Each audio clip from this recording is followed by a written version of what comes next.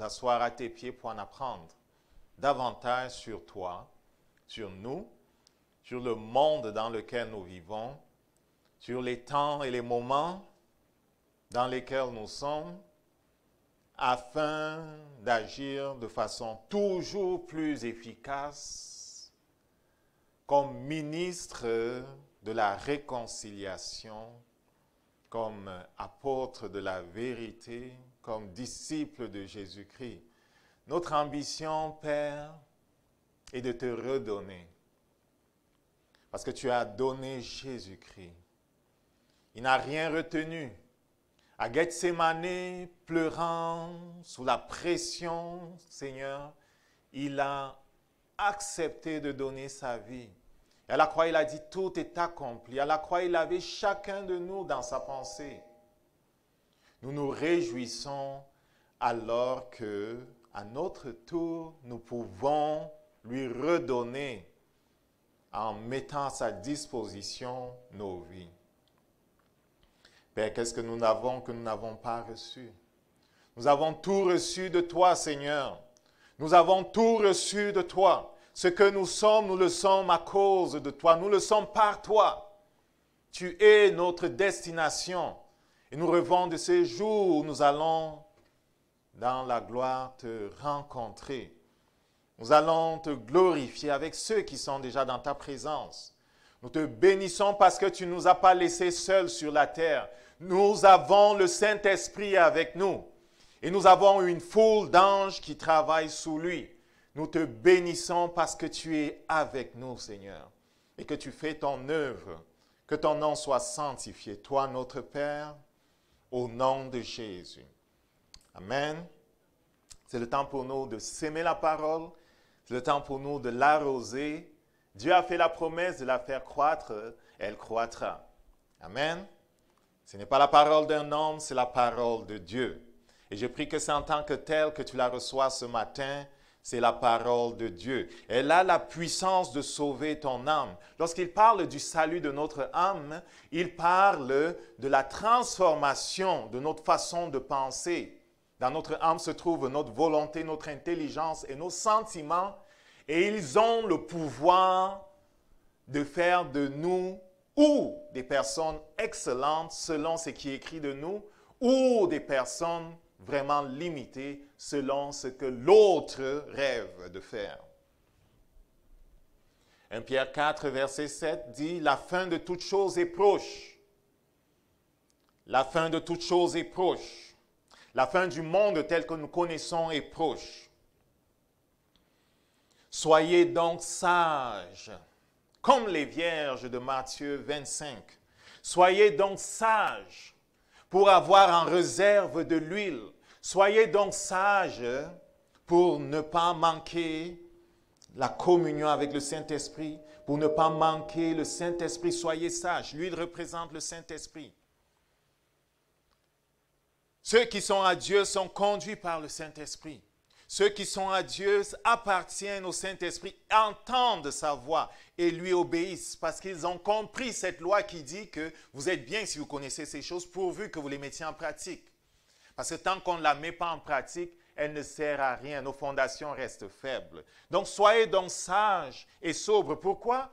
Pour vaquer à la prière. Pourquoi la prière est si importante, mes frères et sœurs? Parce que c'est notre lien avec le ciel. La prière, c'est notre lien avec le ciel. Et je prie que le Saint-Esprit nous apprenne à marcher dans toutes les formes de prière. En intelligence, oui, mais par l'Esprit. Amen.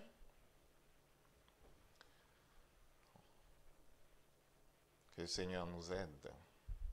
Dimanche dernier, nous commencions de parler de la délivrance. Et on disait que c'était super important d'en parler parce que cela fait partie d'un pan du ministère de Jésus-Christ. C'est important d'en parler parce que Jésus a enseigné et a pratiqué le ministère de la délivrance qui est en réalité le ministère de la libération. C'est important parce que c'est le ministère par lequel l'autorité de notre Dieu et exercé par ceux qui lui appartiennent. Et dans quel but? Pour établir son règne sur la terre. Et Jésus disait, depuis que le royaume de Dieu est annoncé, il est comme braqué, il est comme bousculé par toutes sortes de choses. Et ce sont les violents qui s'en emparent. Pourquoi? Parce qu'il y a une guerre.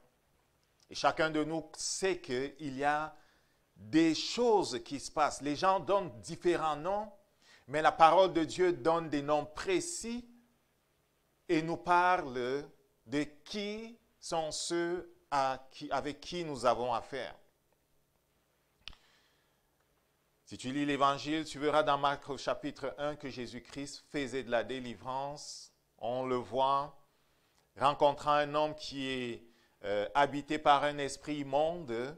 Il y a une confrontation. Jésus-Christ ordonne à l'esprit de quitter l'homme. Comme on va le voir, c'est de cette façon qu'il faut le faire. Ce sont des êtres spirituels qui n'ont pas de corps et qui recherchent, comme on va le voir, la domination sur la terre. Or, la terre appartient à notre Dieu qui l'a confiée aux hommes, lesquels hommes l'ont perdu pendant un temps, mais par la grâce de Dieu, Jésus a récupéré l'autorité sur la terre et l'a confiée à l'Église.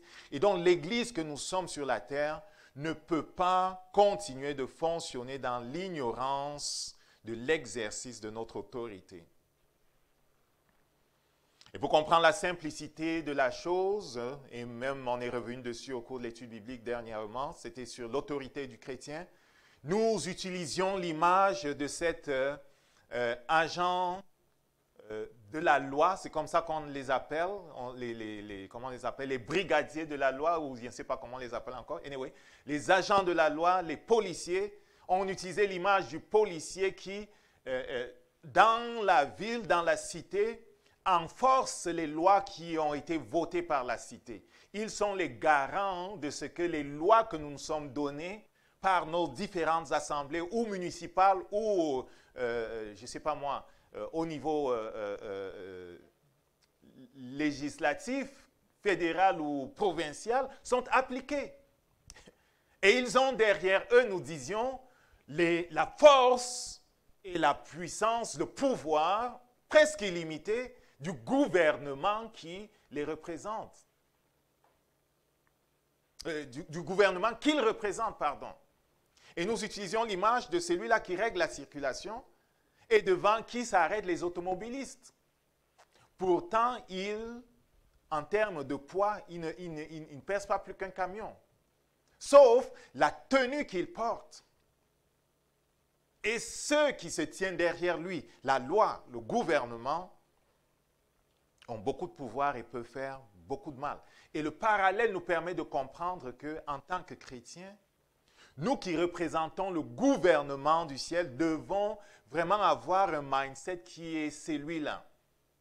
Ce n'est pas notre loi, c'est la loi de notre Dieu.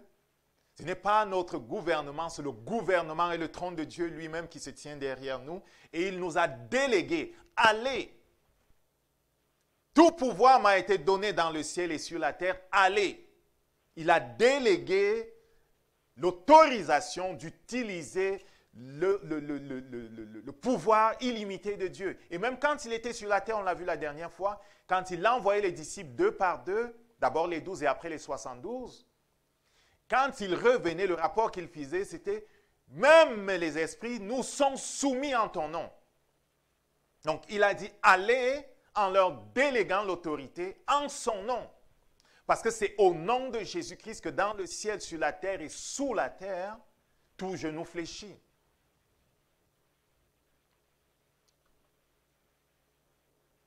Avec Éphésiens 6 au verset 12, nous voyons la structure du royaume de Satan. Il dit, nous n'avons point à combattre contre le sang et la chair, mais contre les principautés, contre les puissances, contre les seigneurs du monde, des ténèbres dans ce siècle, contre les malices spirituelles qui sont dans les lieux célestes. Et nous voyons la structure de son royaume. C'est important de connaître à qui nous avons affaire. On est encore dans les rappels. Rapidement, on a vu que dans le premier groupe de la structure de son royaume, qui est celui qui est notre adversaire, il y avait les anges déchus. Aujourd'hui, on ira en profondeur dans qu'est-ce qui s'est passé. Il y a Satan, les principautés, les dominations, les pouvoirs, ils habitent le deuxième ciel. Et ce n'est pas souvent à eux que nous avons affaire lorsque nous faisons la délivrance. Oui, Satan a utilisé par exemple le corps d'un serpent pour venir tenter Ève. Mais rarement les anges déchus qui ont gardé leur force et leur pouvoir et qui sont imbus de leur gloire, jamais, je veux dire rarement, ils désirent habiter les corps d'hommes. Et nous voyons qu'au-dessous d'eux se trouve une autre classe d'individus, une autre classe d'êtres spirituels qui sont aussi classifiés, qui travaillent suivant des domaines précis, des régions précises du monde. Il y en a qui travaillent au niveau continental, au niveau des pays, au niveau des villes, au niveau des fleuves, au niveau des ruisseaux. J'en ai confronté une fois qui disait habiter dans le ruisseau du village de quelqu'un. Même dans les ruisseaux, ils habitent. Dans les montagnes, dans les forêts. Et ceux-là sont beaucoup plus au niveau de la terre. Et quand je dis au niveau de la terre, c'est le premier ciel en descendant. Le premier ciel, c'est ce que nous pouvons voir. En descendant, il y a toutes sortes d'esprits. Il y en a qui vivent dans les airs, il y en a qui vivent dans la forêt, dans les montagnes, sous la terre, sous les mers.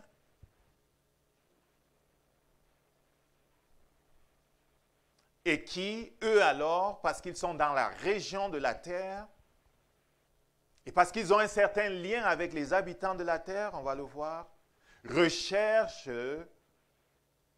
à communiquer avec les habitants de la terre et à contrôler les habitants de la terre. Bien sûr, pour leur maître qui est Satan. Dans la troisième catégorie se trouvent les hommes, toutes sortes d'hommes, dans les sociétés secrètes, les Illuminati, les francs-maçons, toutes ces choses-là, les Rosicruciens, toutes sortes de sociétés secrètes, toutes sortes de religions que vous avez là-dehors, des satanistes, des sorciers, dont des hommes qui sont engagés directement ou indirectement dans une activité pour Satan. Eux travaillent comme nous. Alors que nous avons à notre disposition le Saint-Esprit qui nous contrôle pour faire en sorte que le règne de Dieu vienne sur la terre, ces hommes-là ont à leur disposition, ce n'est pas le Saint-Esprit, mais des esprits impurs pour faire exactement le même travail que nous. J'entendais parler, c'est une parenthèse, de quelqu'un qui faisait la guérison. Et des gens payent pour aller les voir.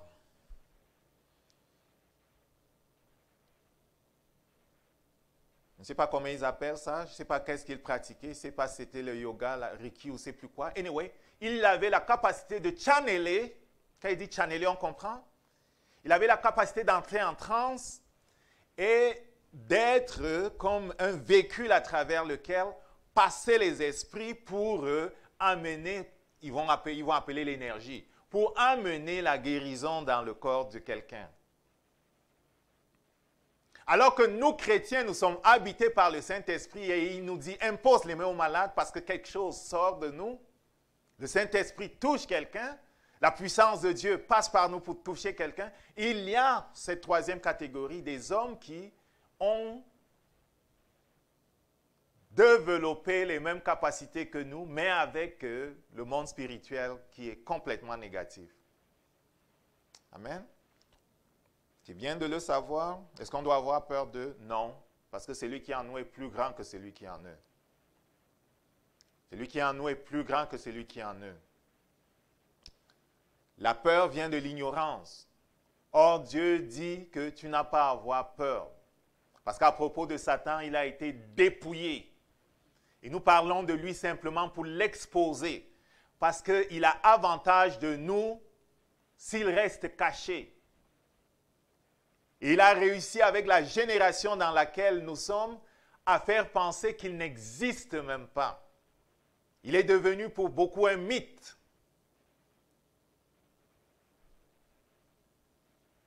Mais les dirigeants de ce monde et ceux qui travaillent pour lui, comme le psaume 2 le dit, pourquoi les grands de ce monde se sont ligués contre l'Éternel et son nom, eux, ils connaissent qui il est.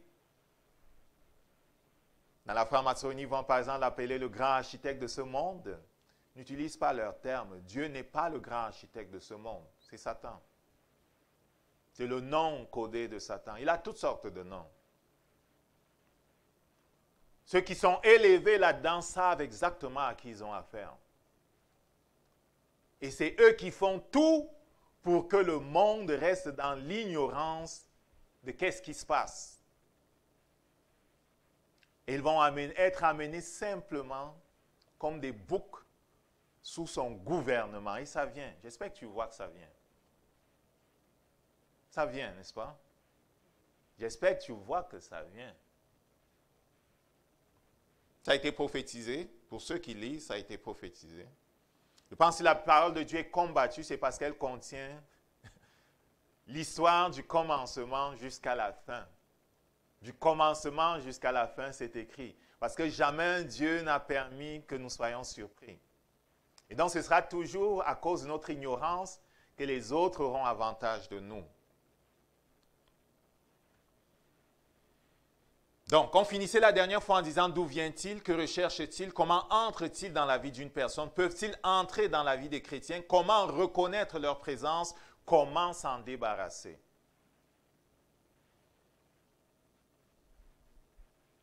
On va aller là-dedans.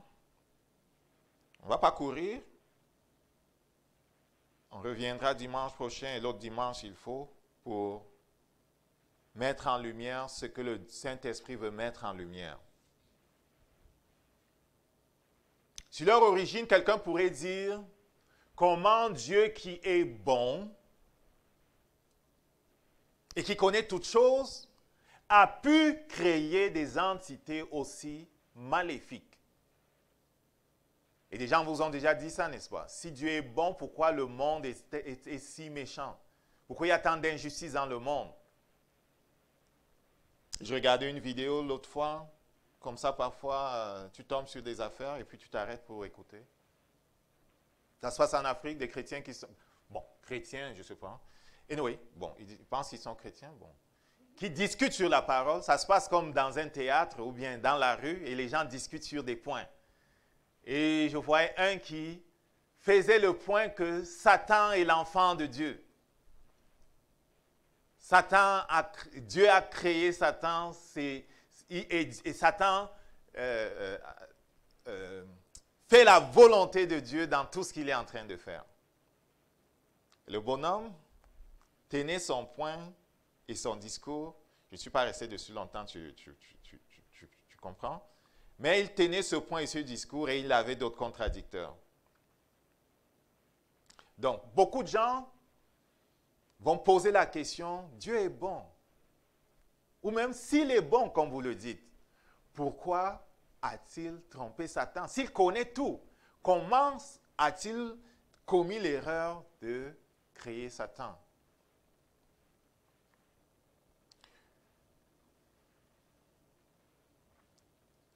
Il est le Dieu qui a créé toutes choses, c'est la vérité. Il n'y a rien qui existe qui n'a été créé par lui. Mais la parole de Dieu sur notre Dieu dit également, dans 1 Jean 1, verset 5,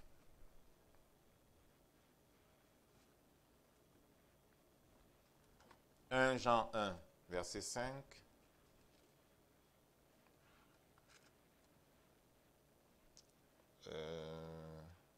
est-ce que c'est ça?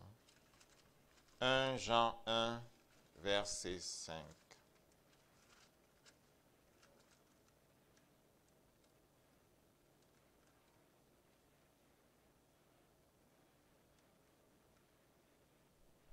La nouvelle que nous avons apprise de lui et que nous vous annonçons, c'est que Dieu est lumière. Et qu'il n'y a point en lui de ténèbres. Dieu est lumière, il n'y a point en lui de ténèbres. Sur la nature de Dieu, Dieu est incapable de créer le mal. La parole de Dieu déclare aussi, oui, qu'il a créé toutes choses. Colossiens 1, verset 16 dit à propos de Jésus, qui est le Dieu créateur, qui est celui qui a créé toutes choses. Au commencement était la parole de Dieu était avec Dieu, la parole de Dieu était Dieu. Rien n'a été créé sans lui, tout a été fait par lui. Tu connais le verset, n'est-ce pas?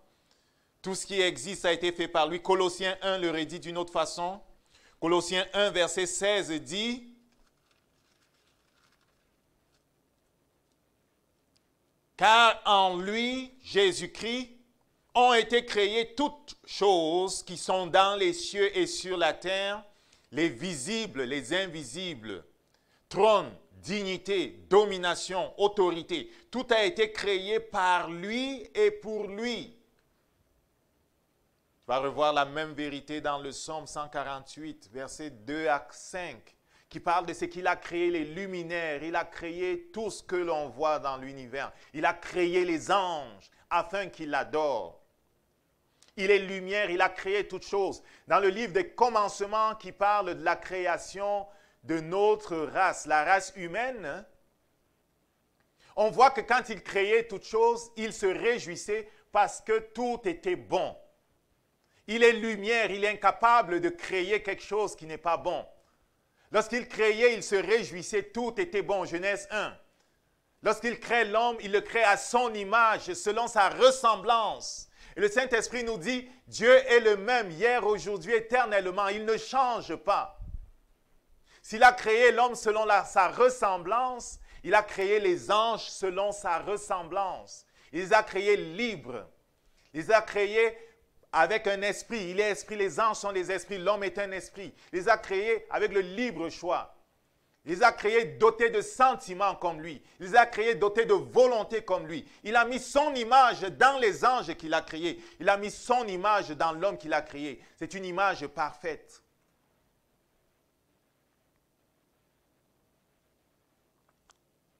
Donc quand il parle dans Colossiens 1, verset 16, de ce que les choses visibles et invisibles, les trônes, les dignités, les dominations, les autorités ont été créées par lui, oui, c'est vrai. Parce que dans le ciel, tout le monde n'est pas égal. Il y a 24 qui sont assis autour de son trône. Il y a des séraphins autour de lui. Il y a les 4 êtres vivants autour de lui. Et il y a la foule maintenant. Est-ce qu'on comprend ça? Donc il y a des trônes, il y a des dignités, il y a toutes sortes d'étages. Ézéchiel 28, verset 12, sur l'origine de Satan. Si Dieu les a créés parfaits, que s'est-il passé? Si tous les anges sont à l'image de Dieu au départ, que s'est-il passé? Ézéchiel 28, verset 12 à 19. Fils de l'homme, prononce à haute voix une complainte sur le roi de Tyr et lui dit, « Ainsi parle le Seigneur l'Éternel, toi à qui rien ne manque, plus sage et plus parfait en beauté. » Quand cela commence comme ça, quelqu'un pourrait dire, tu veux nous parler de l'origine de Satan? Mais le Saint-Esprit dit, roi de Tyr. Bear with me, please. Comme l'histoire nous apprend, et comme tu vas le voir, plusieurs rois de cette terre, plusieurs hommes de pouvoir de cette terre ont parfois été sous le contrôle de Satan lui-même. Et donc le Saint-Esprit, dans la parole de Dieu, parfois en parlant des rois ou de certains pouvoirs, va parler à l'entité qui était derrière ce roi et ce pouvoir. Pour le révéler, comme on va le voir pour le cas de Satan, ou pour prononcer des jugements contre lui. Les versets qui suivent nous montrent bien que ce n'est pas à un homme qu'on parle. Ce n'est pas d'un homme que le Saint-Esprit parle. Oui, il commence en parlant du roi de Tyr, parce que comme je vous ai dit, et on peut le voir, et pour ceux qui ont les yeux pour voir, ils savent. La majorité, sinon tous les dirigeants, les grands dirigeants de ce monde sont connectés spirituellement à Satan. Il y a des esprits qui gouvernent à travers eux.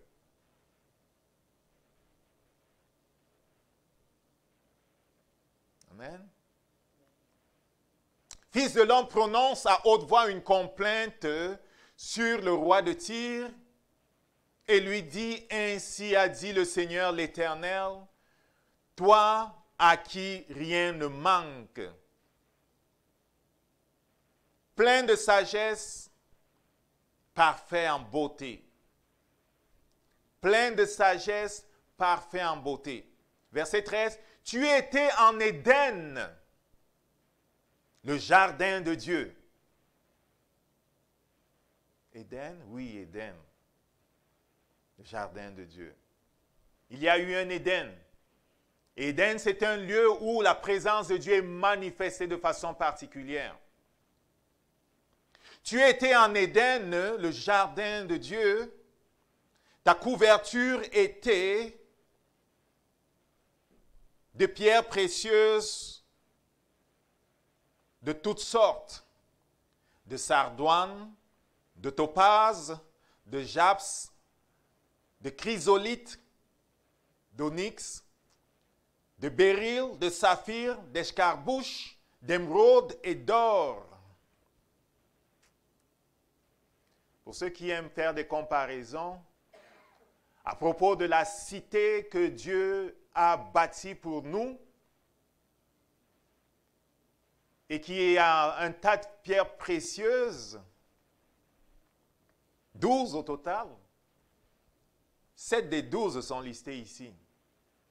Et certains commentateurs ont dit que parce que Satan a participé, en fait il s'appelait Lucifer avant, participé à la construction de la cité de Dieu, chaque fois qu'il finissait une étage ou une étape, il l'avait comme sur lui.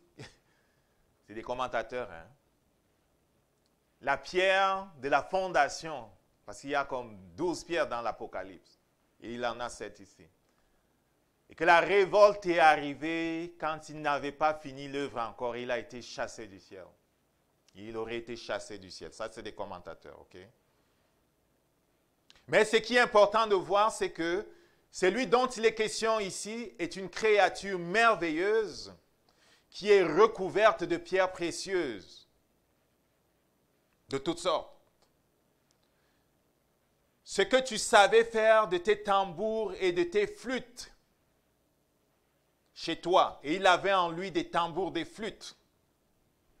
Il était aussi dans le domaine de la louange de Dieu. Ils ont été prêts, ils ont été tous prêts au jour où tu fus créé. Il fut créé cet être. Verset 14. Tu as été un chérubin, oint pour servir de protection. Il était dans la présence de Dieu. Il louangeait Dieu. Il faisait la louange de notre Dieu. Il était haut élevé.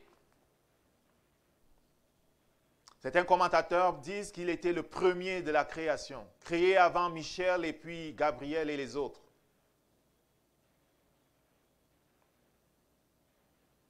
Et mis au-dessus pour être au-dessus du trône de Dieu. Dans le ciel, il y a une montagne où se trouve le trône de Dieu. Et on parle de cette montagne ici ou dans Ésaïe. Tu as été un chérubin oint de pouvoir, oint pour servir de protection.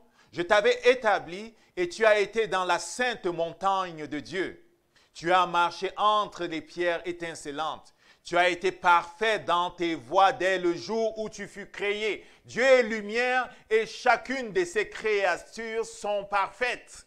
Lucifer était parfait. Verset 15. Tu as été parfait dans tes voies dès le jour où tu fus créé, jusqu'au jour où, certaines versions disent, l'iniquité,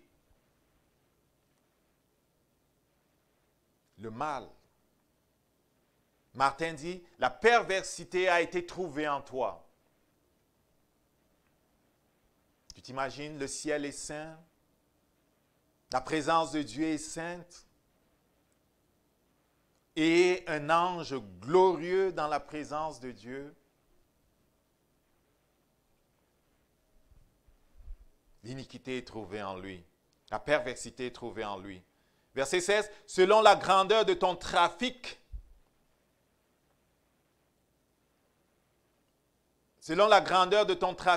on a rempli le milieu de toi de violence. Tu as péché. C'est pourquoi je te jetterai comme une chose souillée hors de la montagne de Dieu. Je te détruirai d'entre les pierres éclatantes, ô chérubin qui sert de protection. Ton cœur s'est élevé à cause de ta beauté. Il était beau. Il était beau. Dieu est lumière, il a fait de lui un être lumineux. Tu as perdu ta sagesse à cause de ton éclat. La crainte de l'Éternel est le commencement de la sagesse. Il a perdu la crainte de l'Éternel. Je t'ai jeté par terre, je t'ai mis en spectacle au roi afin qu'il te regarde. Tu as profané tes sanctuaires par la multitude de tes iniquités en usant de mal ton trafic et je t'ai fait sortir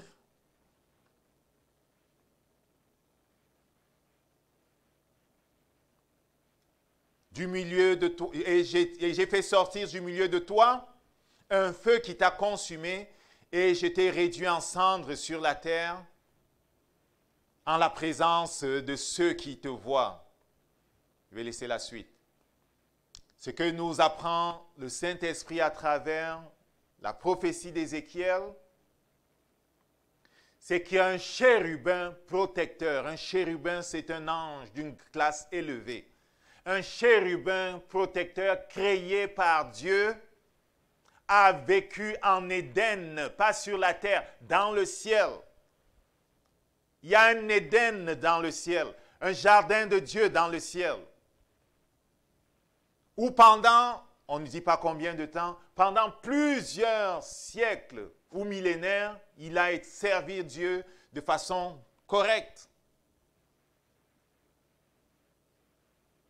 Servi Dieu, certains disent dans la construction de la cité, d'autres disent, et le texte dit, dans la louange parce qu'il était rempli de lutte, et la référence à la lutte et aux tambours qui sont en lui sont aussi dans les psaumes.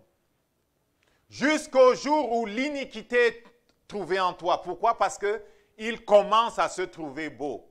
Il commence à s'adorer lui plutôt qu'adorer Dieu. Isaïe 14, verset 12, le Saint-Esprit dit, toujours à propos de celui qui est devenu Satan, l'adversaire,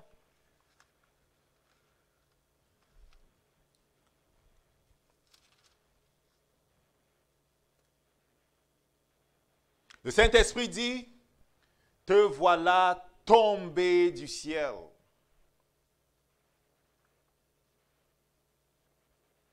Te voilà tombé du ciel. Malheureusement, la plupart des versions disent récentes, Malheureusement, la plupart des versions dites récentes ont mal traduit ce verset. Et pas par innocence. Peut-être certains, parce que ça tient sur des textes grecs eux-mêmes modifiés par des théologiens appartenant à Satan. Te voilà tombé du ciel, astre brillant, fils de l'aurore. Tu es descendu à terre, toi le vainqueur des nations. Astre brillant, ce n'est pas la bonne traduction. Comment es-tu tombé du ciel, étoile du matin? Ce n'est pas la bonne traduction. Fille de l'aube du jour, toi qui foulais les nations, tu es abattu jusqu'à terre. La King James, gloire à Dieu pour le roi Jacques de l'Angleterre, qui a donné la permission à des érudits chrétiens de traduire la Bible. Ils étaient nombreux. En 1611, ils ont sorti la Authorized Version, la King James, traduit à partir des received, traduit à partir des textes originaux non corrompus. On traduit comme cela doit être traduit, parce que de l'hébreu à l'anglais ou au français ou à n'importe quoi, nulle part il est possible de traduire ce qui a été traduit astre brillant, astre brillant. Le Hélel qui est derrière est traduit par la King James, Lucifer. For thou art fallen from heaven, O Lucifer, son of the morning. Dans la bonne traduction est « Te voilà tombé du ciel, Lucifer, fils de l'aurore », c'est correct. C'est la seule référence biblique à cet ange glorieux qui a quitté sa position pour combattre Dieu dans la parole. Et selon son plan pour se cacher, il a travaillé à modifier ce verset. On va parler dans les affaires des Bibles modifiées beaucoup là, mais retiens que la bonne traduction c'est « Te voilà tombé du ciel, astre Lucifer ».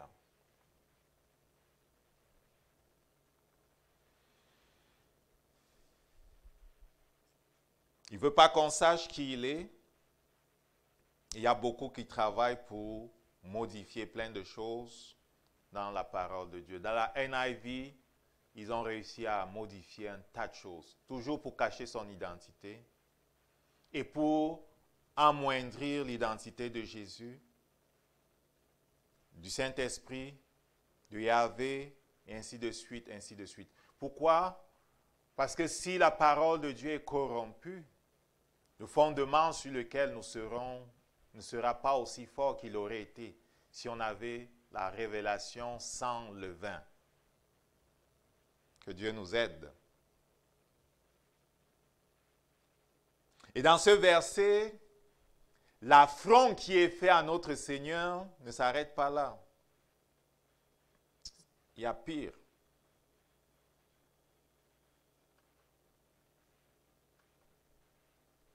Dans ce verset, astre brillant qui est mis ici à la place de Lucifer, pour ceux qui lisent les Écritures, c'est le nom de Jésus dans l'Apocalypse. Astre brillant, c'est la désignation de Jésus. Et c'est le témoignage de quelqu'un qui dit, elle était dans son bureau un jour, un enfant entre et dit, mais je lis dans Isaïe 12, dans la NIV ou bien la New American Bible, machin là, anyway, il y a toutes sortes de versions là dehors. Le verset 6 dit, te voilà tombé du ciel, astre brillant, Que se passe-t-il? Parce que dans notre verset, je lis que Jésus est l'astre brillant, ainsi de suite dans Apocalypse. Jésus serait-il celui qui est tombé du ciel? En tout cas, pour ceux qui s'intéressent aux sociétés secrètes, à ce qu'ils font, c'est leur intention. De faire du marketing sur Lucifer pour qu'il soit accueilli comme un sauveur, pour qu'il prenne la place de Jésus, pour qu'il y ait une confusion entre lui et Jésus, et pour que Jésus, dans la pensée des gens, prenne la place du méchant et du mauvais. Je vais refermer la parenthèse, je veux dire.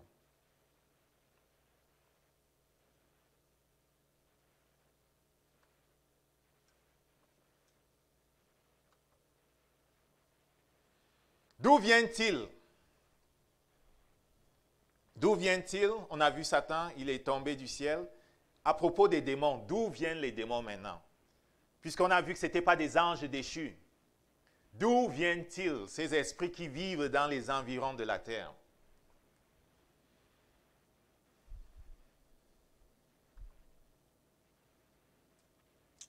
Le Saint-Esprit me montrait Genèse 6. Genèse 6.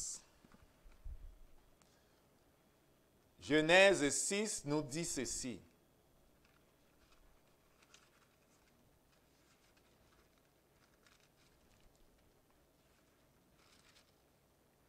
Lorsque les hommes eurent commencé à se multiplier sur la face de la terre, et que des filles leur furent nées, les fils de Dieu, en fait les anges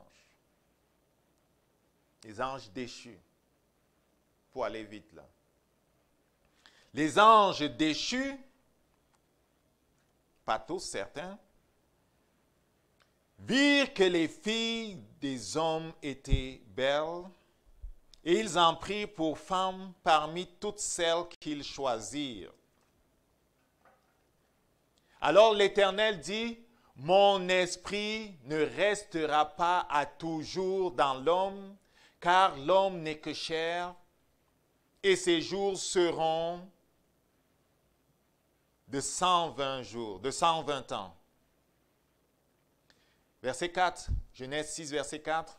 « Les géants étaient sur la terre en ces temps-là, après que les fils de Dieu, les anges déchus, je traduis rapidement, furent venus vers les filles des hommes et qu'elles les eurent donné des enfants.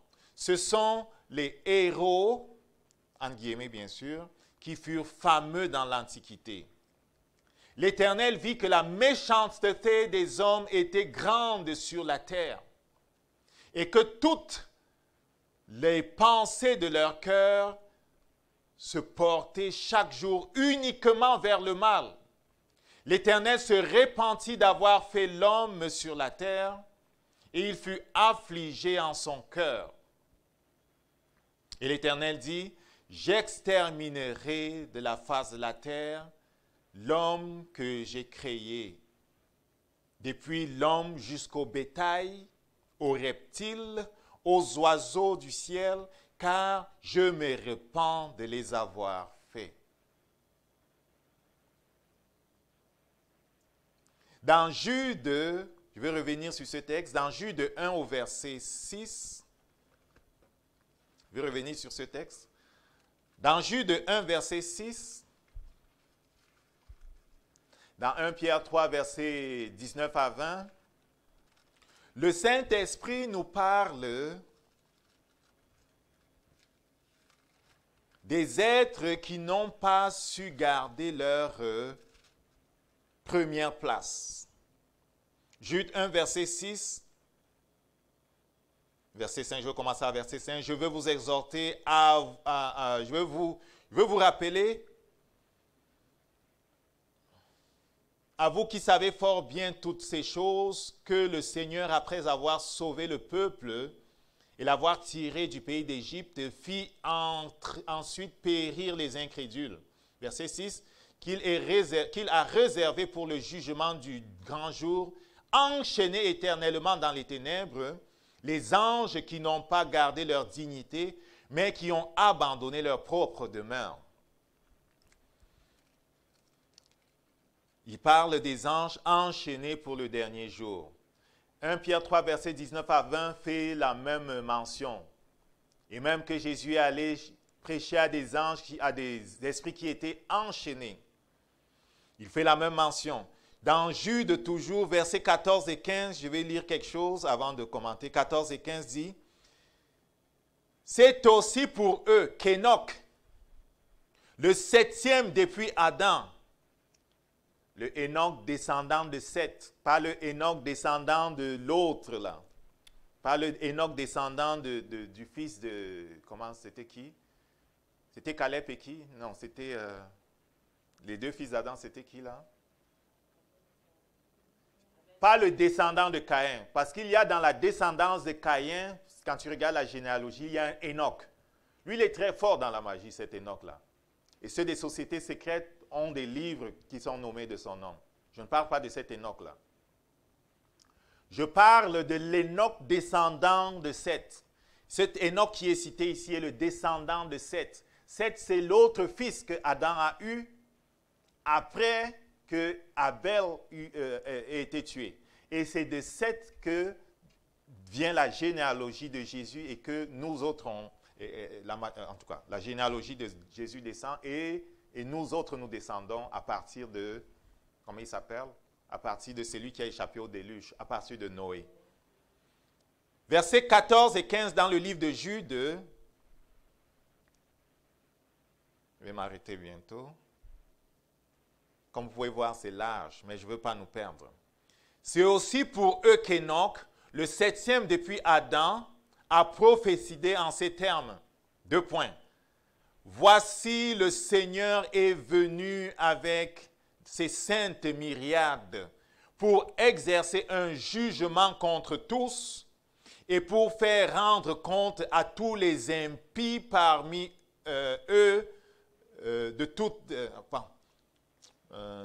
pour exercer un jugement contre tous et pour faire rendre compte à tous les impies parmi eux de tous les actes impies qu'ils ont commis et de toutes les paroles injurieuses qu'ils ont proférées contre lui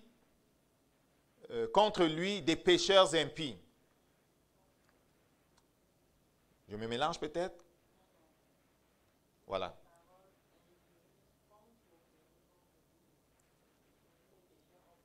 Voilà, toutes les paroles. Bon, qu'est-ce que Jude fait ici? Ce que je veux que tu vois, c'est que Jude, par le Saint-Esprit, cite le livre d'Enoch. À partir du 2 points là, c'est un extrait d'un livre d'Enoch, oui, qui n'est pas intégré dans notre canon, qu'on appelle le canon biblique, là, mais qui a été reconnu quand même comme un livre historique. Donc, les manuscrits de la mer de Dead Sea, les manuscrits de la mer morte, certains manuscrits de la mer morte parlent de ce livre-là et ce livre existe. Les Juifs le connaissaient, le frère de Jésus le connaissait et cite quelques versets de ce livre-là. Dans ce livre d'Enoch-là, on parle de Genèse 6. On parle amplement de ce qui s'est passé. Il explique Genèse 6. Il explique l'histoire de ces anges qui ont quitté le ciel pour venir corrompre la terre. Et il n'a pas fait que corrompre les hommes. Ils ont corrompu même les animaux. Ils ont joué avec la génétique même des animaux. Ils ont violé la loi de Dieu qui dit que les espèces doivent se reproduire entre elles seulement. Il n'était pas permis, selon la loi de Dieu, de faire des croisements. Croiser les espèces n'est pas permis par Dieu. Un homme qui s'en va avoir un enfant avec un cheval, ce n'est pas permis par Dieu. Un démon, un ange qui vient s'accoupler avec un homme n'est pas permis par Dieu. Or, dans Genèse 6, qu'est-ce qui se passe? Selon les explications de ce livre historique qu'Enoch a écrit, ils ont corrompu les hommes et ils ont corrompu même les animaux. Et pour ceux qui s'intéressent à l'histoire et à ce que les peuples ont souvent même dessiné dans des grottes, on a souvent vu des chevaux avec des têtes d'hommes. On a souvent vu des animaux qui sont mélangés sur des fresques dans des endroits. OK?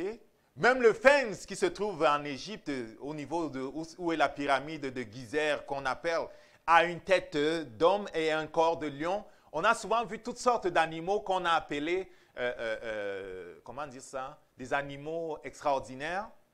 Et on pense que c'est juste la pensée des hommes. Non, ce n'est pas juste la pensée des hommes. Ils ont joué avec les hommes, ils ont joué avec les animaux. Les hommes, le mélange des anges avec les hommes ont produit des géants. Même la Bible parle de ces animaux spéciaux, comme le Léviathan, le serpent marin et les autres. Je ne lis pas toutes les références. À propos des hommes spéciaux de grande taille, la parole de Dieu parle des Goliaths qui avaient environ 10 pieds 6, Goliath. 10 pieds 6. Du roi Og, 12 pieds le roi Og. Et là, on est après le déluge. C'est comme si, quand Dieu amène le déluge pour détruire cette race qu'ils ont créée, et même les animaux qui étaient bizarres, ils sont revenus jouer après. Et même aujourd'hui, ils continuent de jouer avec les gens. Et les fouilles archéologiques ont permis de trouver des squelettes d'hommes qui avaient jusqu'à 36 pieds. 36 pieds. Et quand je faisais les recherches, j'ai lu que dans l'histoire indienne, comme dans l'histoire de beaucoup de peuples, on parle qu'il a vécu en Amérique des êtres qui avaient 40, 60 pieds. Assez grands pour jeter un humain dans un sac. Un peu comme nous, quand on s'en va à la chasse, on attrape un lièvre, on jette dans un sac. Dans quelques cas, les géants amérindiens sont décrits comme étant plus immenses, étant de taille de pin, des grands arbres, hauts, de 150 pieds, 200 pieds.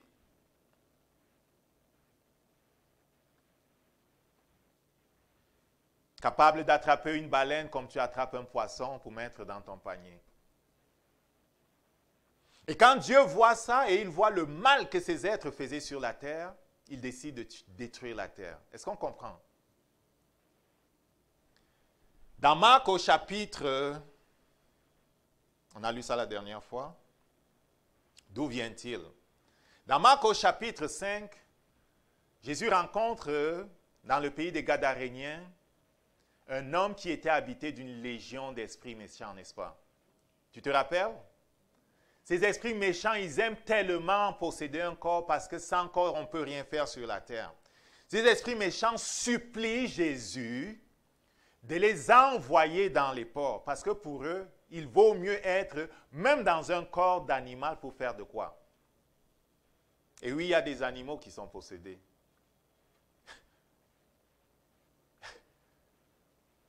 Il y a des animaux qui sont bizarres. Il supplie Jésus de les laisser aller dans les corps des porcs. Et tellement ces esprits étaient violents que les porcs ne supportèrent pas leur façon d'être, leur façon de se comporter. Les animaux ont choisi de se suicider. Tellement ils étaient troublés par la présence de ces êtres violents. Penses-tu que ces entités sont mortes parce que les animaux se sont suicidés? Aide-moi. Est-ce que l'esprit de l'homme cesse d'exister lorsque la tente dans laquelle il habite périt? Est-ce que quelqu'un est en train de comprendre? Le Seigneur m'a dit, le déluge est venu, mais les esprits qui habitaient dans les entités bizarres n'ont jamais cessé de vivre.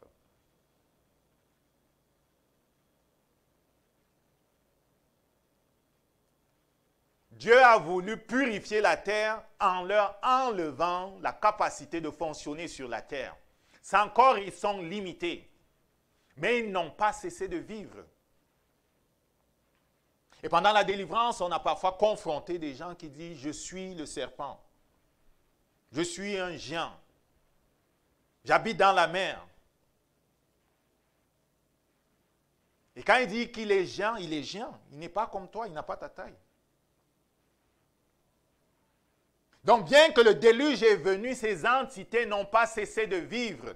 Et ces entités recherchent continuellement à entrer en contact avec la terre. Et Satan qui veut, que recherche-t-il?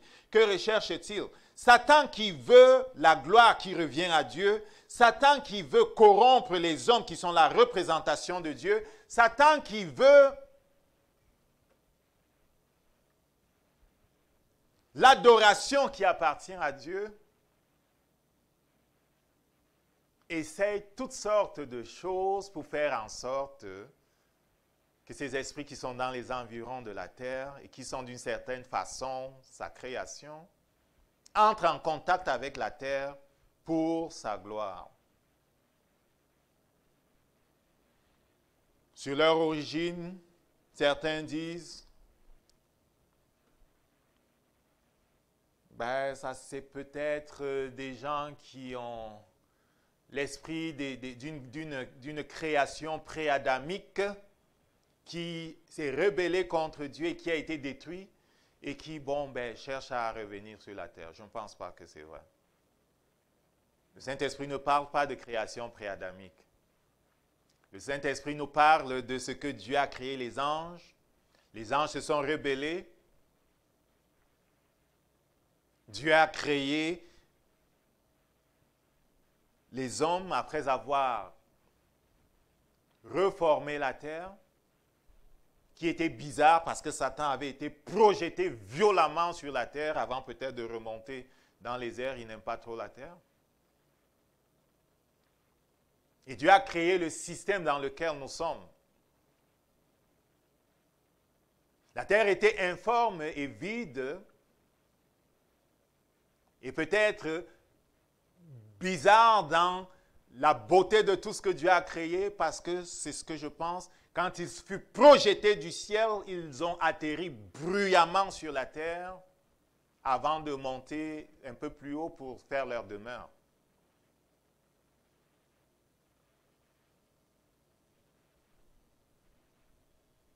Que recherche-t-il? On va prier pour finir. On va continuer la prochaine fois. Isaïe 14 nous dit qu'il recherche l'affaiblissement des nations. L'histoire des nations nous montre comment, à travers la corruption des mœurs, Satan a fait tomber les royaumes. Toute l'histoire des royaumes, c'est toujours des histoires où on a monté, on a fait l'histoire. Il fait froid, hein?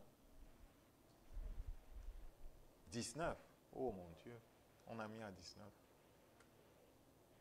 Il va neiger. Ok, j'ai arrêté. 19, c'est un peu trop là. Je pense 21, c'était bon.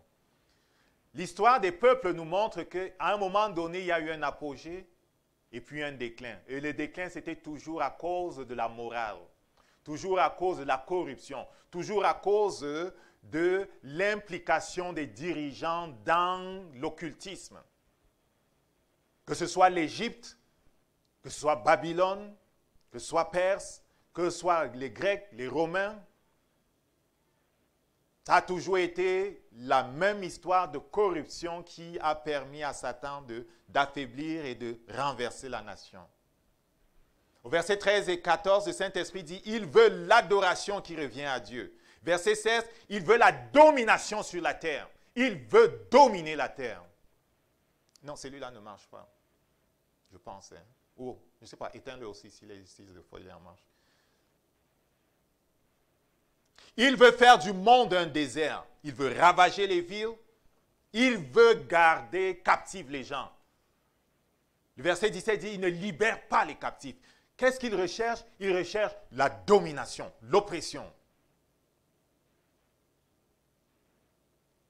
Jean 10, 10 dit, le voleur ne vient que pour voler, pour détruire et pour tuer. L'image de Dieu que tu représentes, qui est en toi, il veut la corrompre. Dieu veut exprimer sa gloire au travers de nous. Satan veut prendre la place de Dieu et s'exprimer au travers de nous. C'est pour ça que, comme on va le voir, comment reconnaître leur présence, chaque fois qu'ils ont été présents en quelqu'un, sa personnalité a changé. Vous verrez la personnalité des personnes en qui ils sont pas humaines. Des cœurs durs, froids. Les dirigeants de nos pays, par exemple en Afrique, sont tellement durs de cœur que tu sais, sans trop forcer, qu'ils sont habités d'esprits terribles. Ils ne cachent pas l'emblème de leurs esprits. Pour Mobutu au Zaïre, c'était le léopard, un esprit de léopard. Pour Biya au Cameroun, c'est un esprit de lion. Et leur personnalité en est entachés. Ceux des autres pays en Europe, ils les cachent bien. Mais pour qui a les yeux pour voir, on peut voir quel est l'emblème de l'esprit qui est derrière eux. Parce qu'ils cherchent toujours à aller de l'avant. Ils sont très orgueilleux, ils ne se cachent pas. On va se lever debout. D'où vient-il donc? Le Saint-Esprit dit, Dieu les a créés tous parfaits. Il est le créateur des dominations. Il est le créateur des autorités. Il est le créateur des pouvoirs. Mais les dominations, les autorités, les pouvoirs dont parle Colossiens 1, verset 16, étaient toutes parfaites. Gabriel et Michel sont parfaits. Les créatures autour du trône de Dieu sont parfaites. Elles sont à l'image de leur Créateur. Elles sont hautement puissantes. Elles sont belles. Ils sont redoutables en puissance et en pouvoir. Mais elles sont sages. Jamais elles n'ont pensé, comme ce fut le cas pour Lucifer, qu'ils allaient élever leur trône au-dessus de la montagne de l'Éternel.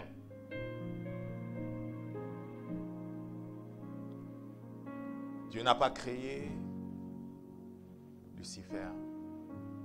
Oui, il est dans la position un peu d'un père qui peut-être a un enfant qui s'est rebellé. Mais aujourd'hui, Satan ne peut pas être appelé l'enfant de Dieu. Il est la créature de Dieu. Il était l'enfant de Dieu. Mais il n'est plus l'enfant de Dieu, il ne partage plus rien avec lui. Il est l'adversaire.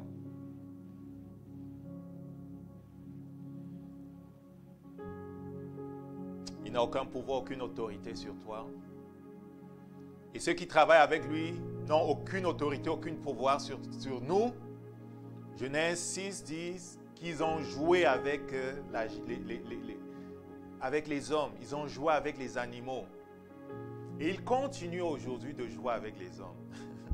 Certains ont été enlevés par les soi-disant UFO, how do you call that? Les extraterrestres. Il n'y a pas d'extraterrestres. Ce sont des démons qui se masquent en extraterrestres. Confronte-les au nom de Jésus. Quelqu'un les a confrontés au nom de Jésus. Ces êtres petits et bleus, comme on dit, et ils ont fui.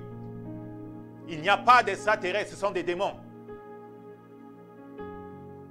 Sous toutes les formes où ils viennent chercher à habiter les hommes ou à récolter la semence des hommes. On va voir, qu'est-ce qu'ils font? Ils récoltent le sperme des hommes.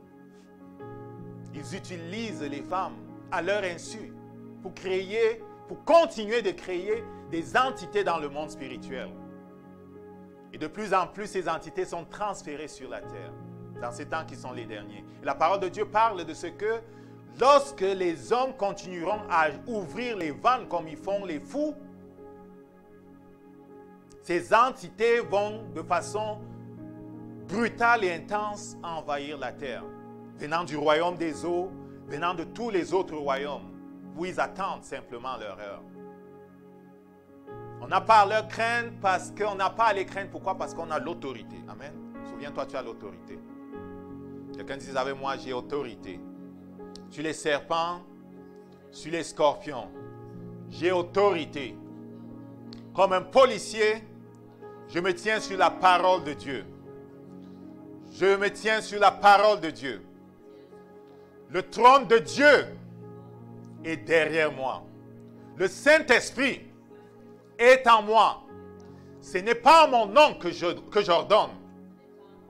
C'est au nom de Jésus que j'ordonne. Et lorsque j'ouvre la bouche, c'est le Saint-Esprit qui parle. Et dans toutes les dimensions du monde, dans le ciel, sur la terre, sous la terre, tout genou doit fléchir. Toute entité doit se soumettre. Le royaume de Dieu doit être établi. Satan et ses démons doivent partir.